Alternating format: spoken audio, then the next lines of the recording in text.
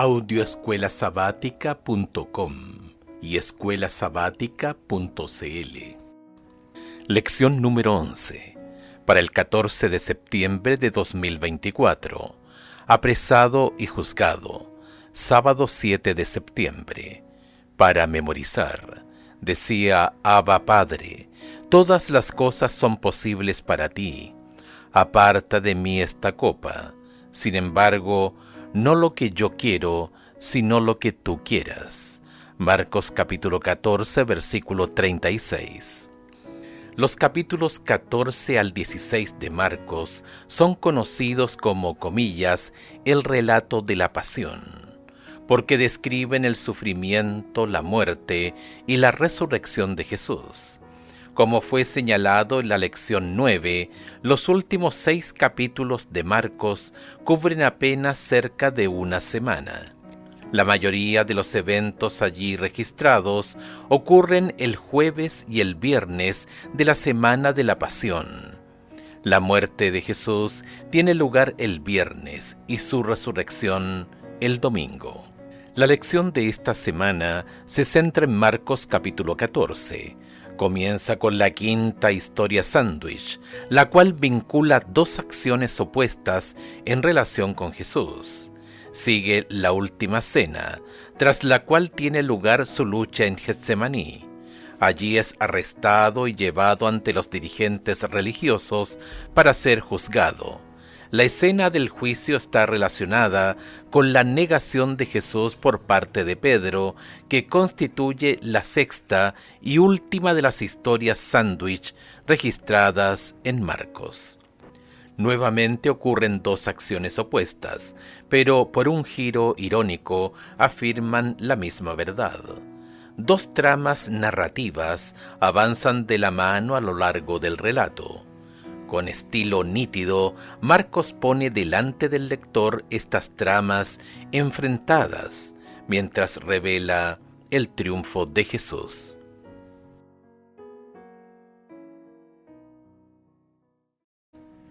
Domingo 8 de septiembre, inolvidable.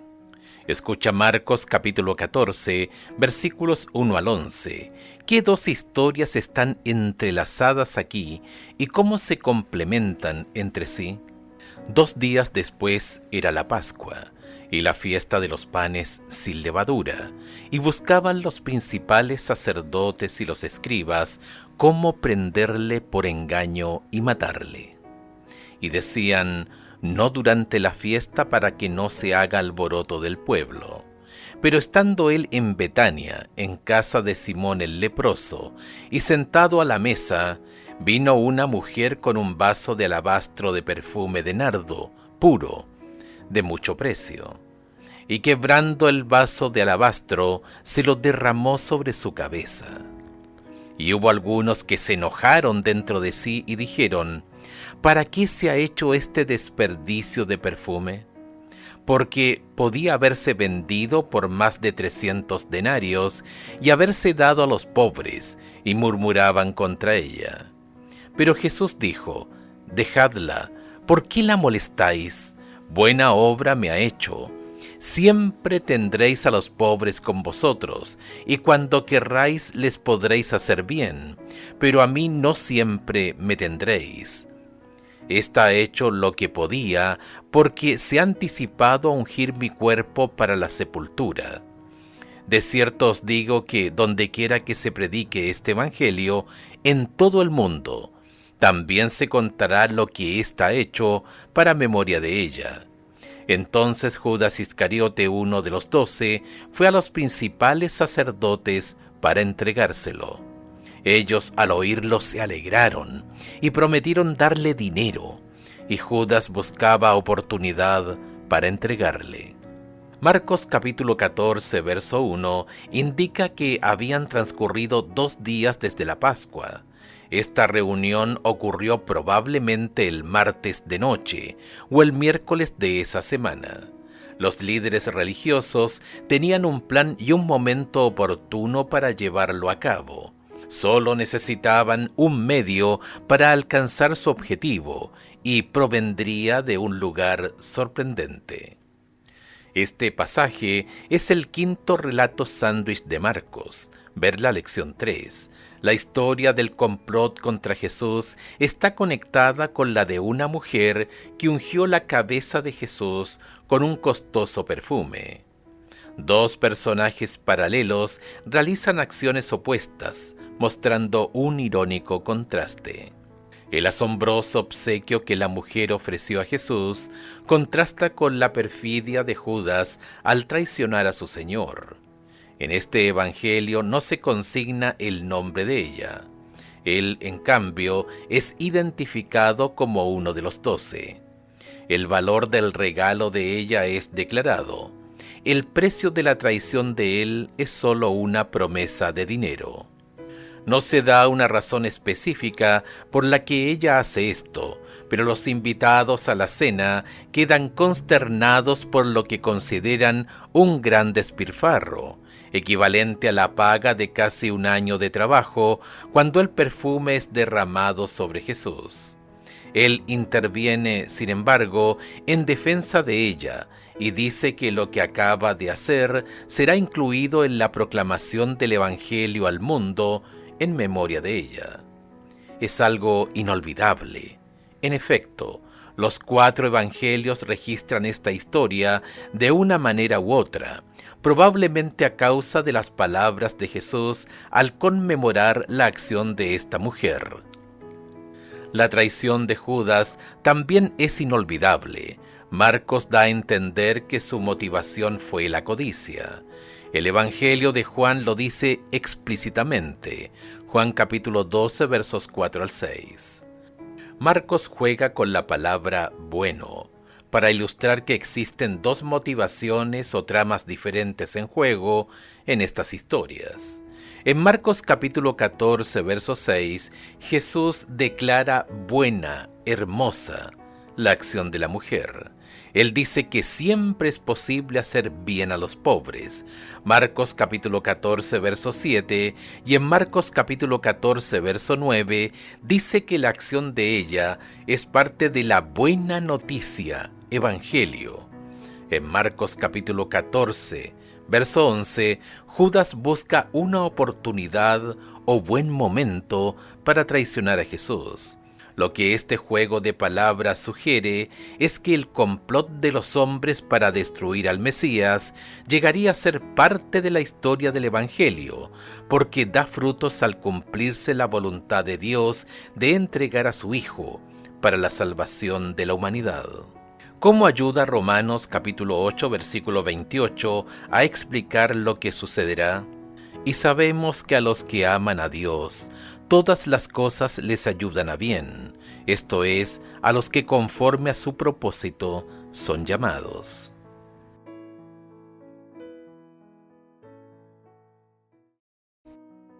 Lunes 9 de septiembre, la última cena. Escucha Marcos capítulo 14 versos 22 al 31 y Éxodo capítulo 24 verso 8. ¿Qué gran relevancia para la fe cristiana se encuentra en este relato?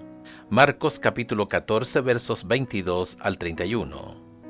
Y mientras comían, Jesús tomó pan y bendijo, y lo partió y les dio diciendo: Tomad, esto es mi cuerpo. Y tomando la copa y habiendo dado gracias, les dio, y bebieron de ella todos.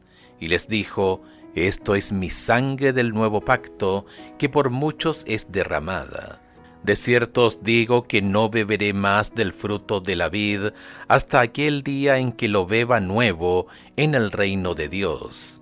Cuando hubieron cantado el himno, salieron al monte de los olivos. Entonces Jesús les dijo: Todos os escandalizaréis de mí esta noche, porque escrito está: heriré al pastor, y las ovejas serán dispersadas. Pero después que haya resucitado, iré delante de vosotros a Galilea. Entonces Pedro le dijo: Aunque todos se escandalicen, yo no. Y le dijo Jesús: De cierto te digo que tú hoy, en esta noche, antes que el gallo haya cantado 2 veces, me negarás 3 veces. Mas él con mayor insistencia decía: Si me fuera necesario morir contigo, no te negaré. también todos decían lo mismo. Éxodo capítulo 24, verso 8. Entonces Moisés tomó la sangre y roció sobre el pueblo y dijo: He aquí la sangre del pacto que Jehová ha hecho con vosotros sobre todas estas cosas. Marcos capítulo 14, verso 12, observa que este es el primer día de la fiesta de los panes sin levadura, cuando se sacrificaba el Cordero Pascual. La cena se realizaba al atardecer del jueves. En la última cena, Jesús instituye un nuevo servicio conmemorativo.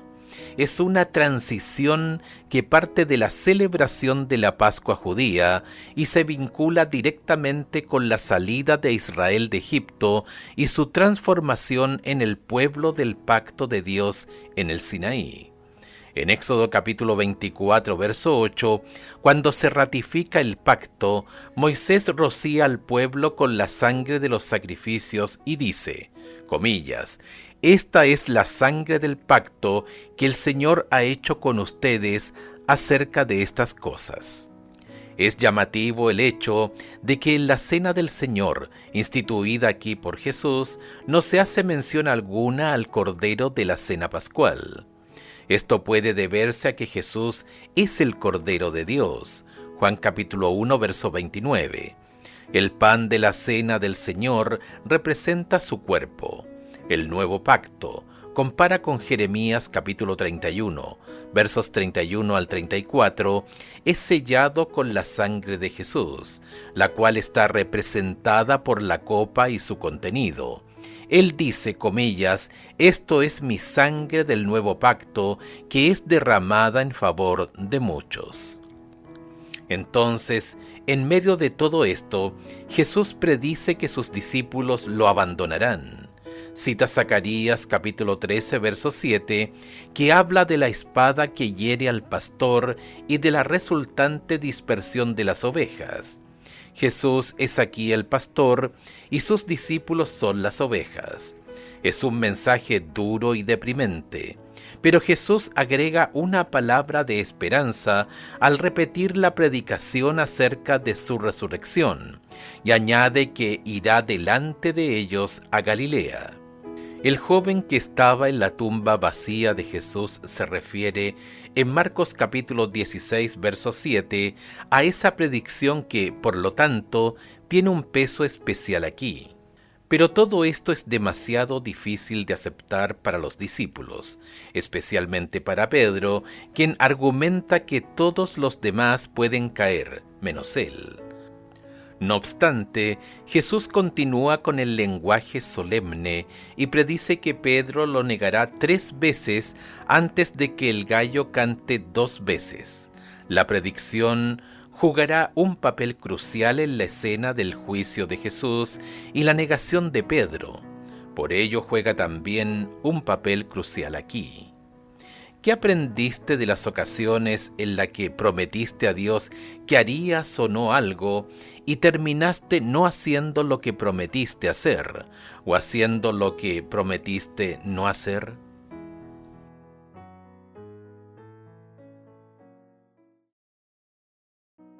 Martes 10 de septiembre, Getsemaní.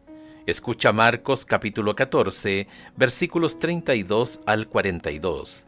¿Qué pidió Jesús en oración en Getsemaní y cómo fue contestada su oración? Vinieron pues a un lugar que se llama Getsemaní, y dijo a sus discípulos, sentaos aquí, entre tanto que yo oro. Y tomó consigo a Pedro, a Jacobo y a Juan, y comenzó a entristecerse y a angustiarse. Y les dijo, mi alma está muy triste hasta la muerte, quedaos aquí y velad. Yéndose un poco adelante, se postró en tierra y oró que si fuese posible, pasase de él aquella hora, y decía, Abba Padre, todas las cosas son posibles para ti. Aparta de mí esta copa, mas no lo que yo quiero, sino lo que tú. Vino luego y los halló durmiendo, y dijo a Pedro, Simón, ¿duermes? ¿No has podido velar una hora? Velad y orad para que no entréis en tentación. El espíritu a la verdad está dispuesto, pero la carne es débil. Otra vez fue y oró, diciendo las mismas palabras. Al volver, otra vez los halló durmiendo, porque los ojos de ellos estaban cargados de sueño, y no sabían qué responderle. Vino la tercera vez y les dijo: dormid ya y descansad. Basta, la hora ha venido. He aquí el Hijo del Hombre es entregado en manos de los pecadores. Levantaos, vamos, he aquí, se acerca el que me entrega. Dejando atrás la ciudad amurallada de Jerusalén, donde habían comido la Pascua, Jesús y sus discípulos cruzaron el valle de Cedrón en dirección a un jardín en la ladera del Monte de los Olivos. El nombre Getsemaní significa prensa de aceite, lo que sugiere que había una prensa para procesar aceite de oliva en las proximidades. La ubicación exacta del jardín es desconocida, pues los romanos talaron todos los olivos del monte durante el asedio a Jerusalén en el año 70 después de Cristo. Cuando llegaron al jardín, Jesús dejó allí a sus discípulos y fue más lejos en compañía de Pedro, Santiago y Juan. Pero luego deja también a los tres y prosigue solo. Este distanciamiento sugiere que Jesús está cada vez más aislado y solo, mientras hace frente a su sufrimiento venidero.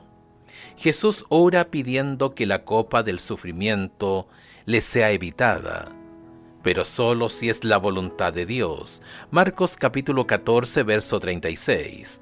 Usa la palabra aramea Abba, que Marcos traduce como padre. El término no significa papá, como algunos han sugerido.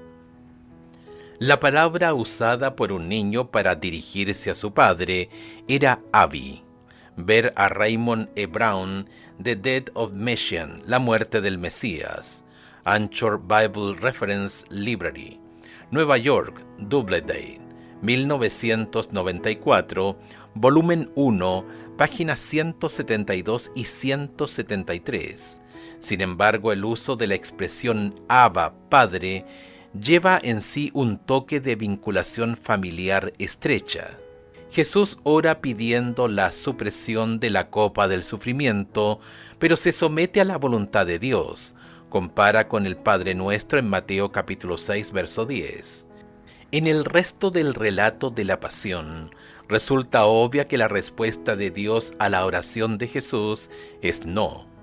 No suprimirá la copa del sufrimiento porque la salvación se ofrece al mundo por medio de esa experiencia. Cuando enfrentamos dificultades, es alentador tener amigos que nos apoyan. En Filipenses capítulo 4, verso 13, Pablo se refiere a hacer todas las cosas por medio de uno que nos fortalece. Muchos olvidan lo que dice Filipenses capítulo 4, verso 14, que comienzan con sin embargo. El texto dice: sin embargo, bien hicieron en participar en mi tribulación. Esto es lo que Jesús deseaba en Getsemaní. 3 veces acudió a sus discípulos en busca de consuelo. En las 3 ocasiones estaban durmiendo. Finalmente los despertó para que fueran con él a hacer frente a la prueba. Él estaba listo, ellos no.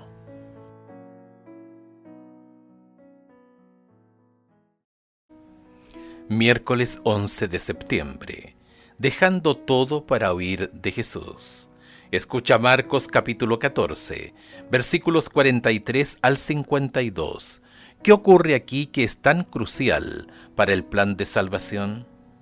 Luego, hablando él aún, vino Judas, que era uno de los 12, y con él mucha gente con espadas y palos, de parte de los principales sacerdotes y de los escribas y de los ancianos.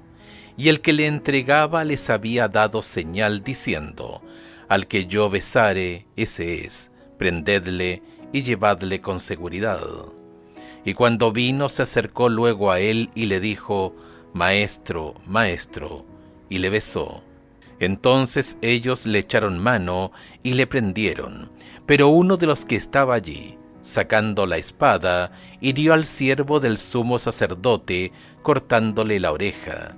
Y respondiendo Jesús les dijo: ¿Como contra un ladrón habéis salido con espadas y con palos para prenderme?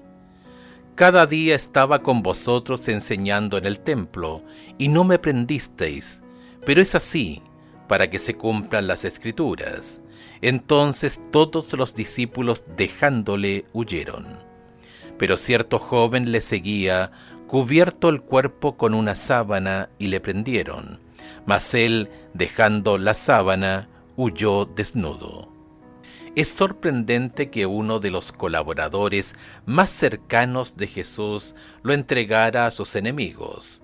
Los evangelios no entran en grandes detalles acerca de la motivación de Judas, pero Elena de White escribe lo siguiente: Judas tenía naturalmente un fuerte amor por el dinero, pero no siempre había sido lo bastante corrupto para realizar una acción como esta. Había fomentado el mal espíritu de la avaricia hasta que éste había llegado a ser el motivo predominante de su vida. El amor al dinero superaba a su amor por Cristo. Al llegar a ser esclavo de un vicio, se entregó a Satanás para ser arrastrado a cualquier bajeza de pecado. Deseado de todas las gentes, página 663. La traición es en sí misma algo que resulta lamentable para todos, incluso para quienes se valen de los traidores. Ver Mateo capítulo 27 versos 3 al 7. Pero la acción de Judas es particularmente repugnante porque él procura ocultar su traición bajo el disfraz de la amistad. Él da instrucciones a la muchedumbre para que arresten al hombre a quien bese.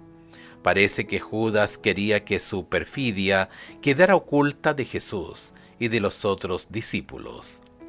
El caos se desata cuando la turba arresta a Jesús. Alguien saca una espada. Juan capítulo 18 versos 10 y 11 dice que fue Pedro, y corta una oreja al siervo del sumo sacerdote. Jesús se dirige a la horda y los reprende por hacer en secreto lo que no se habían atrevido a hacer abiertamente mientras enseñaba en el templo, pero concluye haciendo referencia al cumplimiento de las Escrituras. Es otra señal de la trama que recorre todo el relato de la pasión. La voluntad de Dios está llegando a su cumplimiento, aunque la voluntad del hombre esté operando para destruir al Mesías. Todos los discípulos huyen, incluso Pedro, quien sin embargo reaparecerá siguiendo a Jesús de lejos y metiéndose finalmente en problemas. Marcos capítulo 14 versos 51 y 52 registra el hecho de que un joven seguía a Jesús, un dato que no aparece en ningún otro lugar de los evangelios canónicos. Algunos piensan que era Marcos mismo, pero es improbable. Lo destacable es que huyó desnudo. En lugar de dejar todo para seguir a Jesús, dejó todo para huir de él. Piensa en la temible idea de que la esclavitud a un solo vicio condujo a Judas a hacer lo que hizo. ¿Qué debería decirnos esto acerca del odio al pecado y por la gracia de Dios de la victoria sobre él?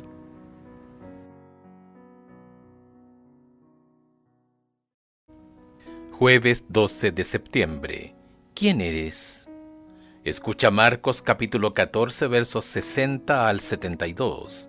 Compara cómo respondió Jesús ante los acontecimientos y cómo lo hizo Pedro. ¿Qué lecciones podemos aprender de las diferencias? Y Jesús le dijo: Yo soy. Y veréis al Hijo del Hombre sentado a la diestra del poder de Dios y viniendo en las nubes del cielo. Entonces el sumo sacerdote, rasgando su vestidura, dijo: ¿Qué más necesidad tenemos de testigos? ¿Habéis oído la blasfemia? ¿qué os parece? Y todos ellos le condenaron, declarando ser digno de muerte. Y algunos comenzaron a escupirle, y a cubrirle el rostro, y a darle de puñetazos, y a decirle, profetiza. Y los alguaciles le daban de bofetadas. Estando Pedro abajo en el patio, vino una de las criadas del sumo sacerdote, y cuando vio a Pedro que se calentaba, mirándole dijo, «Tú también estabas con Jesús el Nazareno». Mas él negó diciendo, «No le conozco, ni sé qué dices», y salió a la entrada, y cantó el gallo. Y la criada, viéndole otra vez, comenzó a decir a los que estaban allí, «Este es de ellos».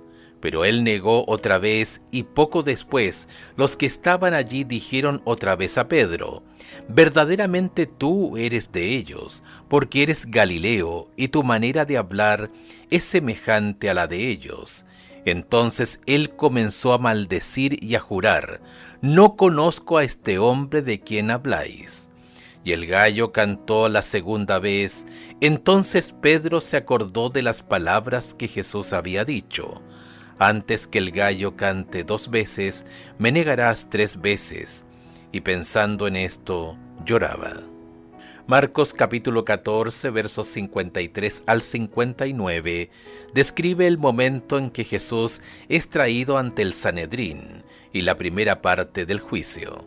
Se trata de un ejercicio de frustración. Los líderes tratan una y otra vez de hacer valer sus acusaciones contra Jesús.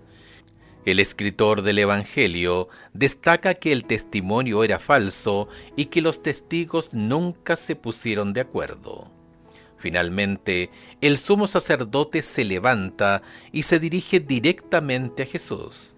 Al principio Jesús no responde, pero entonces el sumo sacerdote, invocando a Dios como testigo y en su nombre, ver Mateo capítulo 26, verso 63, exige que Jesús responda si es el Mesías.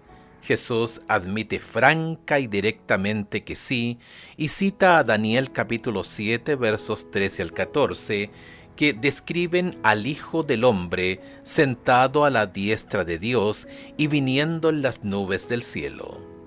Esto es demasiado para el sumo sacerdote, quien rasga sus vestiduras y pide que Jesús sea condenado, lo que es concedido inmediatamente por el concilio. Los líderes comienzan a humillar a Jesús escupiéndole, cubriendo su rostro, golpeándole y pidiéndole que profetice. Mientras Jesús está dentro siendo juzgado y dando un testimonio fiel, Pedro está fuera dando un reporte falso. Esta es la sexta y la última historia sándwich en Marcos, y aquí la ironía es particularmente aguda. Hay aquí 2 personajes paralelos, Jesús y Pedro, realizando acciones opuestas. Jesús da un testimonio fiel, Pedro uno falso. Pedro es abordado en 3 ocasiones por una sierva y por espectadores, y en cada ocasión niega cualquier asociación con Jesús, incluso maldiciendo y jurando. En este punto, un gallo canta por segunda vez. Pedro recuerda entonces súbitamente la predicción de Jesús de que negaría a su Señor 3 veces esa misma noche. Se quiebra y llora. He aquí la impresionante ironía. Cuando terminan de juzgar a Jesús, le cubren los ojos, lo golpean y le ordenan profetizar. La idea era burlarse de él, pues no podía ver quién lo golpeó. Sin embargo, en el mismo momento en que ellos están haciendo esto, Pedro está negando a Jesús en el patio, cumpliendo así una de las predicciones de Jesús. En consecuencia, Pedro demuestra, al negar a Jesús, que este es el Mesías. ¿Qué palabras de esperanza le dirigirías a alguien que, aunque queriendo seguir a Jesús, fracasa a veces en su intención? ¿Quién de nosotros no ha fallado a veces al no hacer lo que sabemos que Jesús quiere?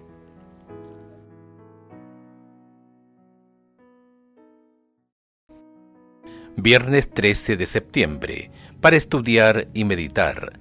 Lee los capítulos ante Anás y Caifás y Judas en el libro El deseado de todas las gentes de Ellen White, páginas 647 a las 670. Mientras los juramentos envilecedores todavía estaban frescos en los labios de Pedro y el agudo canto del gallo repercutía en sus oídos, el Salvador se desvió de sus ceñudos jueces y miró de lleno a su pobre discípulo. Al mismo tiempo los ojos de Pedro fueron atraídos hacia su maestro. En aquel amable semblante leyó profunda compasión y pesar, pero no había ira.